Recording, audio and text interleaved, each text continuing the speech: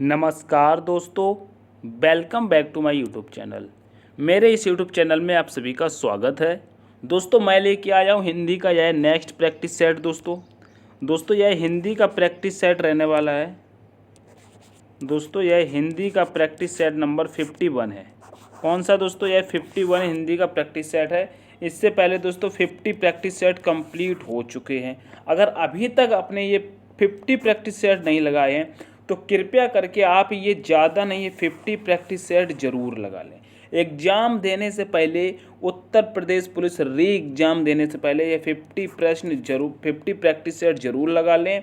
ये आपके लिए दोस्तों अति महत्वपूर्ण होने वाले हैं। दोस्तों एग्जाम की खोपड़ी में छेद करने वाले हैं ये दोस्तों 50 प्रैक्टिस सेट, तो इनको जरूर लगा लें। हम स्टार्ट करते हैं 51 आगे, उसी को टारगेट में रखते हुए। अगर आप किसी भी कॉम्पिटेटिव एग्जाम की तैयारी करते हैं, यूपी पुलिस, यूपीएसआई, जिसमें दोस्तों हिंदी पूछी जाती है, तो दोस्तों ऑल एग्जाम के लिए, वनडे एग्जाम के लिए यह क्लास आपके लिए अति महत्वपूर्ण रहने वाली है। तो स्टार्ट करते हैं अपने पहले प्रश्न से। ठीक है, हमारा पहला प्रश्न कहता है मेरे प्यारे साथियों, कह रहा है जिसका कोई शत्रु पैदा ही नहीं हुआ हो। बताइए उसे क्या कहते हैं?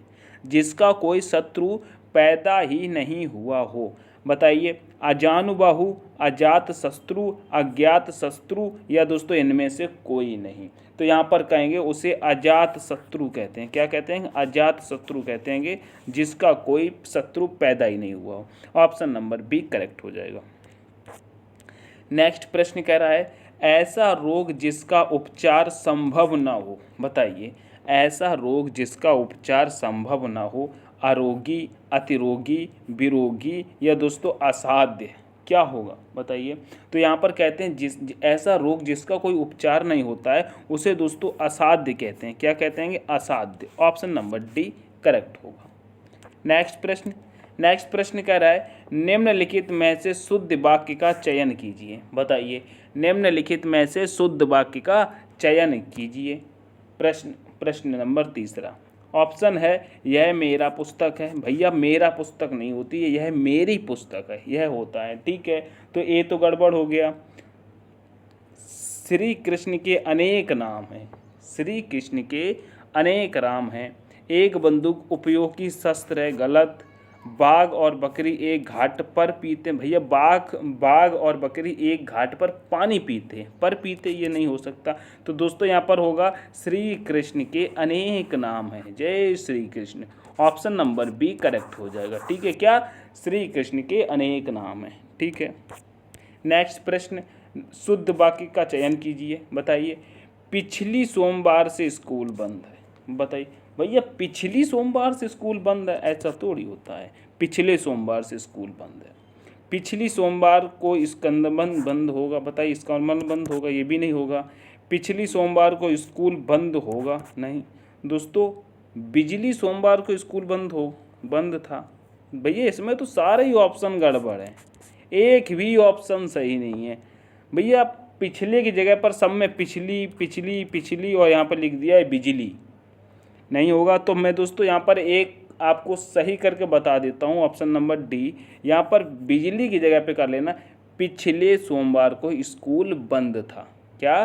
पिछले सोमवार को स्कूल बंद था। यहाँ पर मैं लिखता हूँ, क्या दोस्तों, इसको काट दो, चलो बिजली को काटो, यहाँ लिख देते हैं दोस्तों, यहाँ लिखते हैं पिछले सोमवार को स्कूल बंद था। ठीक है, तो ऑप्शन नंबर डी यहाँ पर करेक्ट हो जाएगा। ठीक है, वैसे तो सारे ही गलत है इसमें। नेक्स्ट प्रश्न देखेंगे, प्रश्न नंबर 5 कह रहा है अंगीठी का नग होना का अर्थ है। बताइए, अंगीठी का नग होना का मतलब क्या होता है? बहुत बड़ा, छिपा हुआ, बहुत प्रिय। बताइए, या दोस्तों बहुत सुंदर एवं सजीला। तो दोस्तों अंगीठी का नग होना यही होता है, बहुत सुंदर एवं सजीला। ऑप्शन नंबर डी करेक्ट हो जाएगा। ठीक है, ऑप्शन नंबर डी करेक्ट होगा।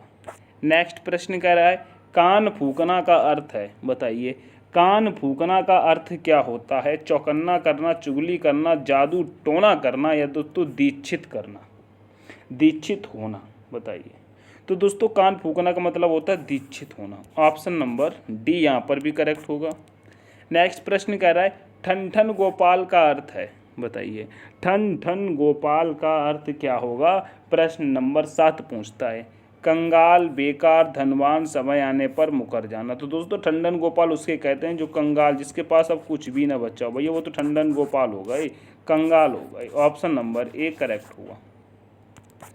नेक्स्ट प्रश्न कह रहा है डैश के दोस्तों खाली स्थान के अंधे को हरा ही हरा नजर आता है। बताइए, बचपन के अंधे को हरा ही हरा नजर आता है, सावन के अंधे को हरा ही हरा नजर आता है, या बात के अंधे को हरा ही हरा नजर आता है, या फिर आंख के अंधे को हरा ही हरा नजर आता है। भैया यहाँ पर कहेंगे सावन के अंधे को दोस्तों, सावन के अंधे को हरा ही हरा नजर आता है। तो ऑप्शन नंबर बी करेक्ट होगा। क्या? ऑप्शन नंबर बी करेक्ट होगा। नेक्स्ट प्रश्न कह रहा है घर का भेदी खाली स्थान ढाई। बताइए, घर का भेदी, बताइए यहाँ पर क्या आएगा। घर का भेदी ढाई, घर का भेदी बकरी ढाई, घर का भेदी अयोध्या ढाई, घर का भेदी लंका ढाई, घर का भेदी कहर ढाई। तो भैया घर का भेदी लंका ढाई। क्या? घर का भेदी लंका ढाई। ऑप्शन नंबर सी करेक्ट हो जाएगा। घर का भेदी लंका ढाई, जैसे रावण का भाई था विभीषण, उसी को कहा जाता है घर का भेदी लंका ढाई। ठीक है।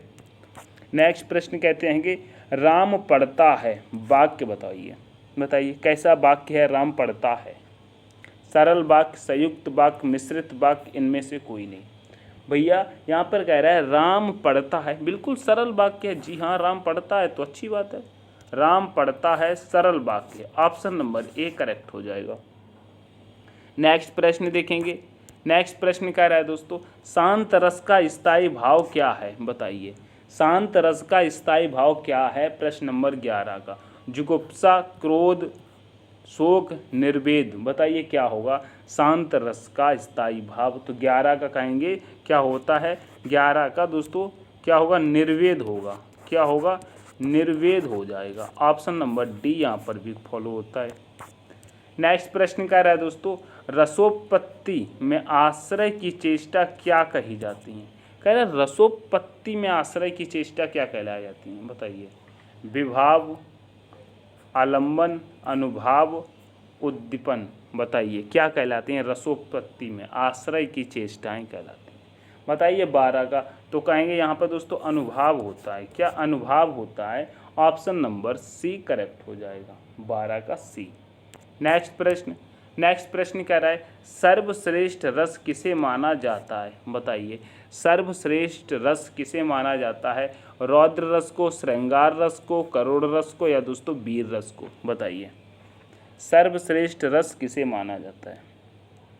प्रश्न नंबर 13 तो कहेंगे श्रृंगार रस को माना जाता है। किसे? श्रृंगार रस को माना जाता है। दोस्तों श्रृंगार आपको कहीं कहीं ऐसा भी लिखा मिलेगा, कैसा, जिस तरीके से मैं लिख रहा हूँ, श्रृंगार रस। ठीक है, याद रखना है श्रृंगार रस। ऑप्शन नंबर बी करेक्ट होगा।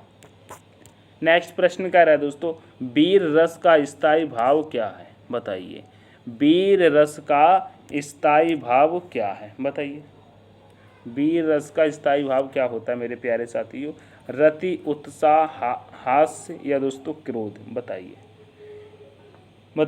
तो यहाँ पर राइट आंसर हो जाएगा 14 का बी। क्या होता है? उत्साह होता है वीर रस का। ठीक है। नेक्स्ट प्रश्न कह रहा है किलक अरे मैं नेहू निहारूं, इन दांतों पर मोती बारूं। दोस्तों कह रहा है किलक अरे मैं नेहू निहारूं, इन दांतों पर मोती बारूं। इन पंक्तियों में कौन सा रस है। बताइए, वीर रस है, शांत रस है, वात्सल्य रस है, या दोस्तों हास्य रस है। कौन सा हो जाएगा 15 का तो कहेंगे इसमें सो इतने प्यार से बात हो रही है बिलक अरे मैं नेहू निहारूं, इन दांतों पर मोती बारूं। भैया वात्सल्य रस हो जाएगा। क्या होगा? वात्सल्य रस होगा। ये ऑप्शन नंबर सी करेक्ट होगा। ठीक है। नेक्स्ट प्रश्न देखते हैं। कह रहा है कोई भी छंद किसमें विभक्त रहता है। बताइए, कोई भी छंद किसमें विभक्त रहता है। चरणों में, यदि में, दोनों में, इनमें से कोई नहीं। बताइए, कोई भी छंद किसमें विभक्त रहता है 16 का तो कहेंगे दोनों में रहता है। क्या? चरणों में, यदि में भी। ठीक है, ऑप्शन नंबर सी करेक्ट होगा। नेक्स्ट प्रश्न कह रहा है दोस्तों कह रहा है छंद कितने प्रकार के होते हैं। बताइए, छंद कितने प्रकार के होते हैं। 2 3 4 5, ये तो सबको ही पता होगा। चंद कितने प्रकार के होते हैं? 17 का बताएंगे तो कहें भैया 4 प्रकार के होते हैं। ऑप्शन नंबर सी करेक्ट हो जाएगा। नेक्स्ट प्रश्न देखेंगे। नेक्स्ट प्रश्न कह रहा है दोस्तों, कह रहा है शिल्पगत आधार पर दोहे से उल्टा है, बताइए। दोहे से उल्टा बताइए क्या होता है? रोला, चौपाई, सोरठा या तो छप्पय, क्या होता है बताइए? क्या होगा 18 का? तो 18 का कहेंगे सोरठा उल्टा होता है। क्या होता है? सोरठा। ऑप्शन नंबर सी करेक्ट होगा। नेक्स्ट प्रश्न कह रहा है वीर या आल्हा छंद है, बताइए। वीर या आला छंद है, वर्णिक छंद है, मात्रिक छंद, मुक्त छंद, इनमें से कोई नहीं, बताइए। 19 का क्या होगा? तो कहेंगे मात्रिक। क्या? मात्रिक। ठीक है।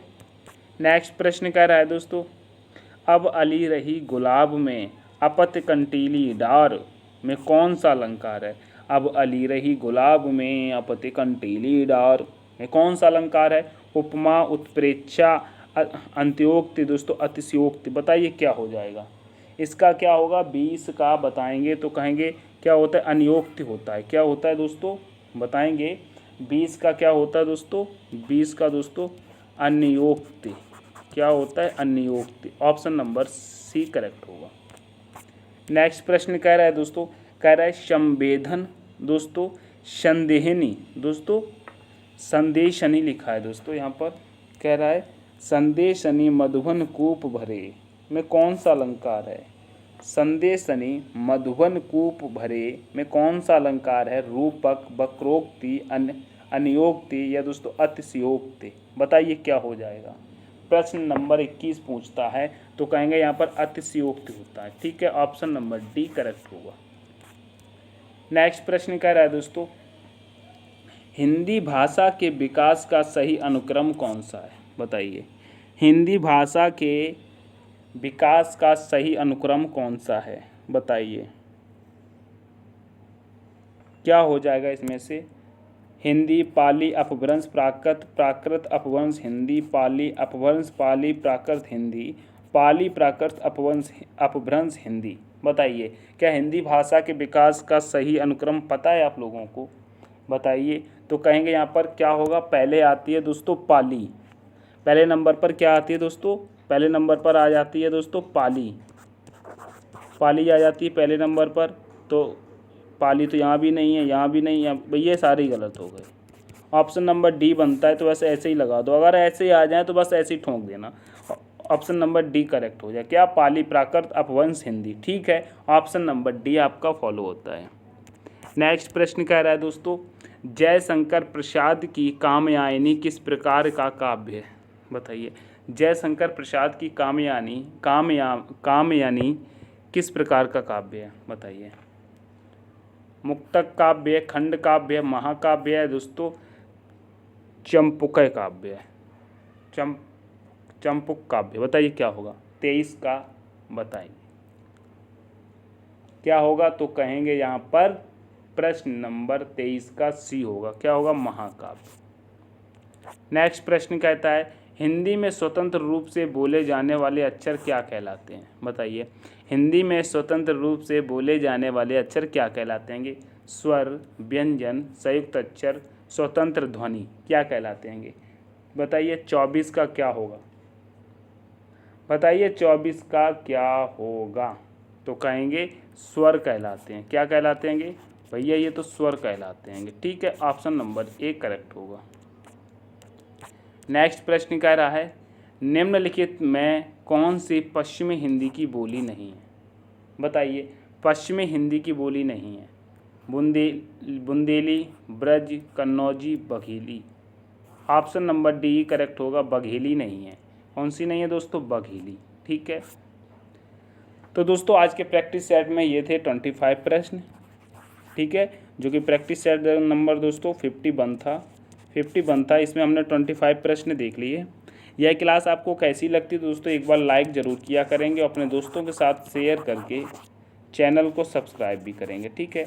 मैं आपसे रोज़ कहता हूँ लाइक शेयर सब्सक्राइब करने के लिए, लेकिन आप लोग कुछ भी नहीं करते, ना ही लाइक करते हैं, ना शेयर, ना ही सब्सक्राइब, तो करना ही भूल गए हैं। इतना तो सपोर्ट किया करें, लाइक शेयर सब्सक्राइब तो ज़रूर किया करें, जिससे मैं दोस्तों मोटिवेट रहता हूँ आप लोगों के लिए, हमेशा काम करने के लिए मेहनत करता रहता हूँ, आप लोगों के लिए क्वेश्चन निकालना होता है।